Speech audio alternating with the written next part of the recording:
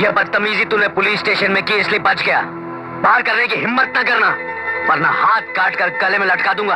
एक बार छोड़कर देखो मुझे किस तरह चिता जलाता हूं तुम लोगों की मैं। आजाद आया रे, खुशियां लाया रे। 23 दिसंबर 1994 को क्रिसमस वीकेंड पर रिलीज हुई फिल्म थी मिस्टर आजाद, जिसमें अनिल कपूर, निकिया नेजा, चांदनी, राज बब्बर, शक्ति कपूर, इशरत अली, कादर खान, रज्जा मुराद, महावीर शाह, आलोकनाथ व जॉनी लीवर जैसे कलाकार नजर आए थे।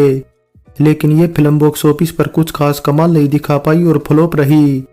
हालांकि जिस दिन मिस्टर आजाद रिलीज हुई थी ठीक इसी दिन उसे टक्कर देने एक और फिल्म तीसरा कौन भी रिलीज हुई थी, जिसमें मिथुन दा व चंकी पांडे जैसे सितारे थे। बता दे मिस्टर आजाद को जहां 155 स्क्रीन मिली थी, वहीं तीसरा कौन 145 स्क्रीन पर रिलीज हुई थी, यानी केवल 10 स्क्रीन मिस्टर आजाद को ज्यादा मिली थी। लेकिन बावजूद इसके इन दोनों फिल्मों में क्या खूब टक्कर हुई। दोनों फिल्में भले ही बॉक्स ऑफिस पर फ्लॉप रही, लेकिन दोनों की कमाई के आंकड़ों में ज्यादा अंतर नहीं था। मिस्टर आजाद ने अगर 3,22,50,000 की कमाई की, तो तीसरा कौन इससे जस्ट थोड़ा कम 3,14,50,000 की कमाई करने में सफल रही थी। मिस्टर आजाद 1993 में आई एक तमिल फिल्म उल्ले वेल्ले का हिंदी रीमेक थी और इसमें बतौर मेन हीरो के तौर पर भी पहले चंकी पांडे को साइन किया गया था। बता दें 1993 में आई फिल्म आंखें की जबरदस्त कामयाबी के बाद गोविंदा और चंकी पांडे को साइन करने के लिए निर्माता बेकरार थे। बस ऐसे में आंखें के प्रोड्यूसर पहलाज नीलानी ने चंकी के साथ एक नहीं बल्कि 2 फिल्में बनाने का ऐलान किया था, जिसमें पहली थी मिस्टर आजाद और दूसरी थी हमराही, जिसे सिकंदर भारती डायरेक्ट करने वाले थे। लेकिन मिस्टर आजाद से चंकी को कुछ इस वजह से निकाल दिया क्योंकि पहलाज को चंकी अपने लंबे बालों के साथ पुलिस अफसर के रोल में जम नहीं रहे थे, जबकि दूसरी और हमराही के लिए चंकी की यह लुक एकदम परफेक्ट थी। बस इसी वजह से उन्होंने चंकी को मिस्टर आजाद से बाहर कर अनिल कपूर को साइन कर लिया। हालांकि ये बात और है कि मिस्टर आजाद बनकर रिलीज हुई, मगर हमराही कुछ वजहों से ठंडे बस्ते में चली गई। कली कली कली कली कली तू अनार कली। वैसे अनिल कपूर ने मिस्टर आजाद में क्यों काम किया, तो इसके पीछे का रीजन खुद अनिल कपूर ने बताया कि ये फिल्म करने के लिए पहलाज ने उन्हें मोटी रकम ऑफर की थी और पैसों की उन्हें तब सख्त जरूरत थी, क्योंकि 1993 में आई उनकी मेगा बजट फिल्म रूप की रानी चोरों का राजा बॉक्स ऑफिस पर इतनी बुरी तरह पिटी थी कि उनकी पूरी फैमिली तब पैसों की तंगी से जूझ रही थी। इसके अलावा अनिल कपूर ने अपने इंटरव्यू में एक बात यह भी कही कि जब ये फिल्म बॉक्स ऑफिस पर फेल रही तो उन्हें ये फिल्म करने का काफी पछतावा हुआ था। हिंदुस्तान में पैसे की कीमत घट गई होगी, लेकिन पैसे वालों की कीमत कभी नहीं घटी। वैसे यहाँ एक जानकारी और ये भी देते चले कि मिस्टर आजाद को पहलाज नीलानी के बेटे विशाल नीलानी ने प्रोड्यूस किया था और बतौर प्रोड्यूसर उनकी एकमात्र फिल्म रह गई। मिस्टर आजाद फिल्म का डायरेक्शन टी रामाराव ने किया था, जो अंधा कानून, वतन के रखवाले वगैरह जैसी फिल्मों के लिए जाने जाते थे। ऐसे में बताया जाता है कि एक दिन राव जब सेट पर नहीं आए तो फिल्म के राइटर अनीस बजबी ने उस दिन डायरेक्शन की कमान संभाली थी। बस ऐसे में अनीस के अंदर तब डायरेक्टर बनने का कीड़ा बिलबिलाने लगा और इसके बाद उन्होंने डायरेक्टर बनने का फैसला कर लिया। वैसे मिस्टर आजाद की रिलीज के बाद उनका ये सपना जल्द ही पूरा भी हो गया, जब उन्हें अजय देवगन स्टारर फिल्म हलचल का डायरेक्शन करने का मौका मिला। बता दे फिल्म हलचल 1995 में रिलीज हुई थी। एक्ट्रेस निकिया नेजावालिया आज फिल्मों के साथ साथ टीवी की दुनिया में जाना माना नाम है, मगर अपने एक इंटरव्यू में उन्होंने प्रोड्यूसर पहलाज नीलानी पर कई गंभीर आरोप लगाए थे। दरअसल निकी ने बताया कि मिस्टर आजाद बतौर एक्ट्रेस उनकी डेब्यू फिल्म थी और फिल्म के प्रोड्यूसर भले ही पहलाज नीलानी के बेटे विशाल थे, मगर सारा काम पहलाज नीलानी की देख रेख में ही होता था। दरअसल निकी बताती हैं कि मिस्टर आजाद की मेकिंग के दौरान उनके साथ काफी बुरा बर्ताव किया गया था, यहाँ तक कि उन्हें कास्टिंग काउच का सामना करना पड़ा था। ऐसे में वे पहलाज के पास जब इस बात की शिकायत लेकर गई तो उन्होंने कोई सपोर्ट नहीं किया। उन्होंने तो कहा कि समझौता कर लो, समस्या क्या है। इसके अलावा निक्की आगे ये भी बताती हैं कि पहलाज ने उन्हें डिस्ट्रीब्यूटर्स के साथ डिनर करने के लिए भी मजबूर किया था। हालांकि उन्होंने ये सवाल किया था कि क्या वे अनिल कपूर को साइन करके पिक्चर नहीं बेच सकते। बस तभी से निक्की ने यह तय कर लिया कि अब आगे वे फिल्में नहीं करेंगी और करेंगी तो अच्छे लोगों के साथ करेंगी। बस इस तरह निक्की टीवी सीरियल करने लगी। बता दे निक्की का पहला टीवी सीरियल था ये कहाँ आ गए हम, जो 1996 में टेलीकास्ट हुआ था।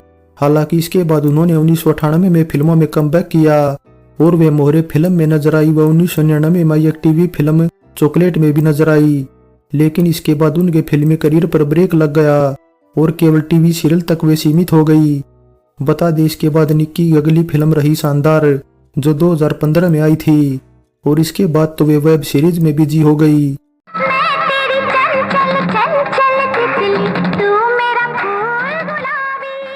वैसे यहाँ एक इम्पोर्टेंट जानकारी ये भी देते चले कि निक्की वाली भूमिका पहले सुजाता मेहता को ऑफर हुई थी, लेकिन फिल्म में उन्हें विग पहनना था और विग सुजाता को पसंद नहीं थी, इसलिए उन्होंने करने से इनकार कर दिया। बस ऐसे में पहलाज की नज़र जब निक्की पर पड़ी तो माधुरी दीक्षित से शकल सूरत मिलने के चलते पहलाज ने उन्हें फाइनल कर दिया।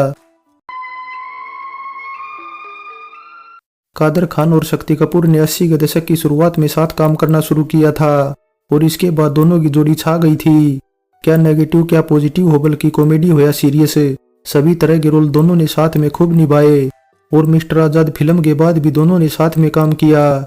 लेकिन मिस्टर आजाद इसलिए खास है क्योंकि इन दोनों दिग्गजों की साथ में आई ऐसी आखिरी फिल्म थी जिसमें दोनों ने ही नेगेटिव रोल निभाया था।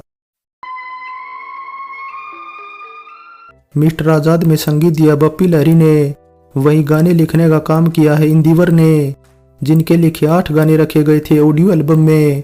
मैं झूमता हुआ सावन, मेरी मोरनी तू मन भावन, दिया दिया दे दिया दिल तुझको दिया। बता दे विनस रिकॉर्ड्स एंड टेप्स के अंडर लॉन्च मिस्टर आजाद की ज्यादा कैसेट नहीं बिकी थी क्योंकि इसका गीत संगीत साधारण था और कोई पॉपुलर गाना नहीं था। मिस्टर आजाद जब सेंसर बोर्ड के पास पहुंची तो सेंसर ने इसके 2 गानों को अश्लील मानते हुए कुछ कट लगा दिए थे। इसके अलावा कुछ डायलॉग भी सेंसर कर दिए थे। ऐसे में एंटी पब्लिसिटी को कम करने के लिए पहलाज ने इन दोनों गानों व डायलॉग को पूरी तरह से ही फिल्म से हटा दिया। साथ ही ऐसा भी बताया जाता कि पहलाज नीलानी ने जब फिल्म का फाइनल प्रिंट देखा तो उन्हें फिल्म में कुछ कमियां नजर आई थी, इसलिए उन्होंने खुद अनिल कपूर को फोन करके बताया था कि हो सकता है कि फिल्म को ऑडियंस नापसंद कर दे। वैसे पहलाज ने अनिल कपूर के साथ ही सालेक और फिल्म अंदाज को भी बनाया था और इसे भी मिस्टर आजाद की तरह सेंसर बोर्ड में कुछ इशू फेस करने पड़े थे। 1991 में आई फिल्म सनम बेवफा से हिंदी फिल्म इंडस्ट्री में डेब्यू करने वाली हीरोइन चांदनी का करियर इसके बाद कुछ खास नहीं रहा। हालांकि 1994 में जरूर वे 4 फिल्मों में नजर आई, लेकिन इसी साल चांदनी सतीश शर्मा से शादी करके यूएसए चली गई थी। इस वजह से मिस्टर आजाद उनकी लास्ट हिंदी फिल्म रही थी। पहलाज नीलानी इस फिल्म का टाइटल पहले केवल आजाद रखना चाहते थे और आजाद टाइटल से इससे पहले 1955 व 78 में फिल्में रिलीज हो चुकी थी। हालांकि आजाद टाइटल रखने पर कोई इशू नहीं था, लेकिन टाइटल थोड़ा अलग हटके लगे, इसलिए पहलाज ने फिल्म का टाइटल मिस्टर आजाद रख दिया। वैसे आजाद टाइटल से इसके बाद 2025 में भी एक फिल्म रिलीज हुई थी। आजाद आजाद आजाद, कान पक गए मेरे नाम सुन सुनकर। जुनून सवार हो गया तुम पर। ये जुनून आज का नहीं, उस वक्त का है जब मैं अपनी माँ की पेट में था। फाइनली मिस्टर आजाद में डायरेक्शन से लेकर स्क्रीन प्ले कमजोर था। इसके अलावा गाने भी पॉपुलर नहीं थे, लेकिन फिर भी इसमें कई ऐसी बातें जो इसे थोड़ा इंटरेस्टिंग बनाती हैं, जैसे कि फिल्म में सभी कलाकारों की लुक अच्छी है। खासकर अनिल कपूर की लुक तो ऐसी है कि उन्हीं के स्टाइल व मूछों से इंस्पायर्ड लुक रणवीर सिंह ने 2018 में आई फिल्म सिम्बा में रखी थी। सो मिस्टर आजाद फिल्म पर हमारी ये पेशकश कैसी लगी नीचे कमेंट कर बताएं। अच्छी लगी है तो लाइक करें और चैनल को सब्सक्राइब करें। सो चलते हैं, फिर मिलेंगे एक और नई वीडियो के साथ।